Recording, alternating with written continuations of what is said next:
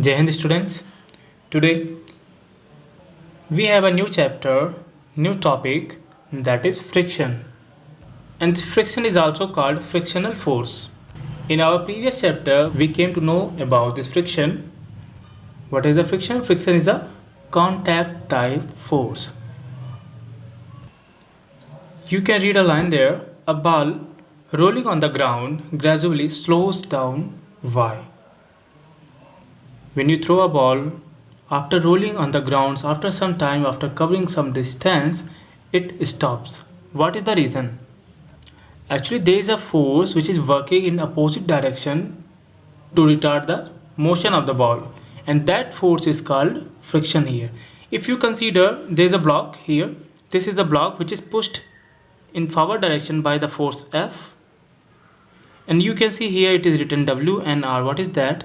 This W means weight of the body which is working downward, and there is another force which is working in upward direction, that is represented by R, which is reaction force here. When an object is put on a surface, if there is not any vertical motion, means upward or downward motion, it means that the body is stationary for vertical movements. And here W and R balance the body here at the surface, and when you apply a force of F Newton in forward direction, there is a force which is working in opposite direction, and it is working between these two surfaces, and that force is here to retard the motion of the body in forward direction, and this force is called friction here. What if I slide this scale, this ruler here on this page? After covering some distance, it stops. What is the reason? Here there are two surfaces, two rubbing surfaces, especially the surface of this ruler and the page. And when this ruler slides over this page, there is a force which is working in the opposite direction, and that force is called frictional force, and eventually the scale stops. You can see when I push it, it stops. You can see that. So to read the definition here, force of friction, the force acting along the two surfaces in contact which opposes the motion of one body over the other. Here this force is called, and then this force is called frictional force or force of friction, or usually it is called friction. Friction always opposes the relative motion between these two bodies or any two bodies and in contact irrespective of the direction of motion. When a ball is rolling over a surface, eventually ball stops, and the reason is that between the surface of the ball and the ground there is a force which is working in opposite direction, in the direction of, it is not working in the direction of motion, even it is working in opposite direction, and this force which is working in the opposite direction, and eventually the ball stops just because of this force. This force is called frictional force. And ever consider one thing in your mind, this frictional force ever works in opposite direction of the motion. What does it do? And friction always opposes the relative motion between two bodies in contact irrespective of the direction of motion. If this is the motion of the object, frictional force will work in opposite direction.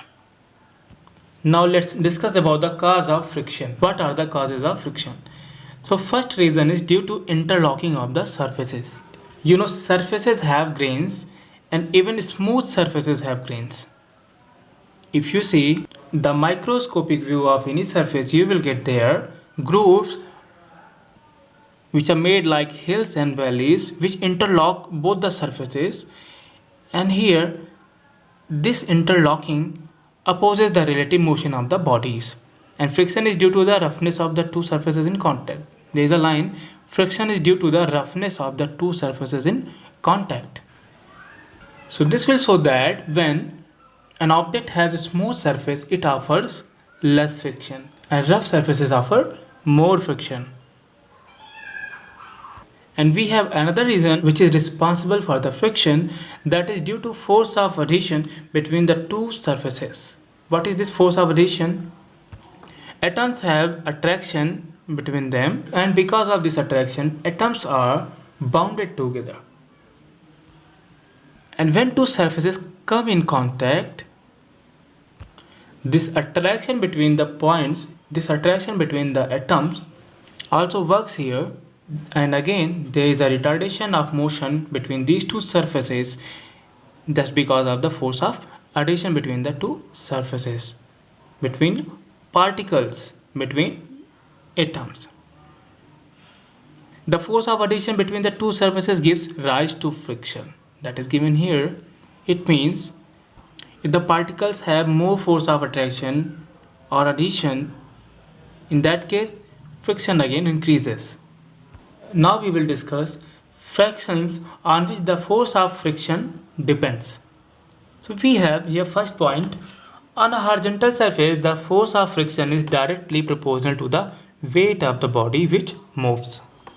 It means if there is a surface over which we need to slide, we have to carry this block, and as we increase the weight of the block, we need to apply more force to convey this object in forward direction. What is the reason? Because this time when you increase the weight of the body, frictional force increases, and to cancel this frictional force and to provide the motion to this body, we have to apply more force this time.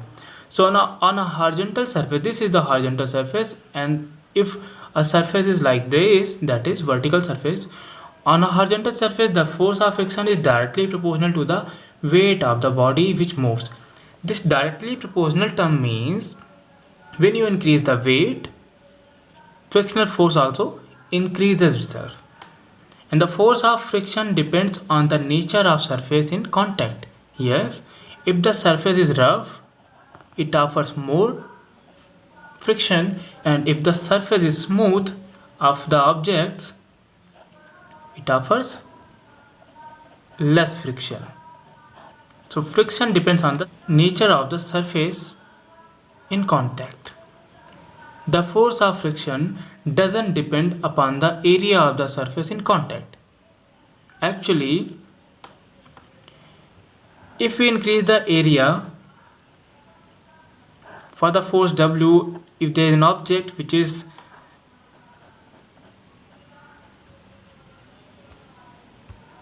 whose weight is working downward, when you push this object in forward direction, or in this direction, the body offers a friction here in opposite direction. So what if we increase the weight? Body offers more friction that you have seen in the first case. And what if we increase the area of the object? Then what happens? In that case, when you increase the area of the object, this force here is now distributed over the whole area. This time comparatively the pressure decreases, but because of this increment in area, friction increases. So overall result of increasing area for this friction is 0. So the force of friction doesn't depend upon the area of the surface in contact. It depends on the weight that is being applied by the object, and second thing is surface of nature of the surface.